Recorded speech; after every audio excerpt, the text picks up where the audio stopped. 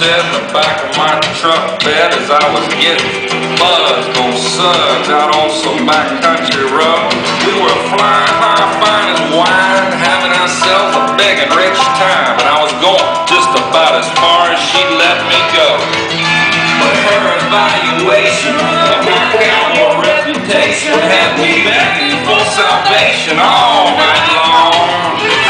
So I took her out gigging frogs, introduced her to my old bird dog, and sang her every Willie Nelson song I could think of, and we made love.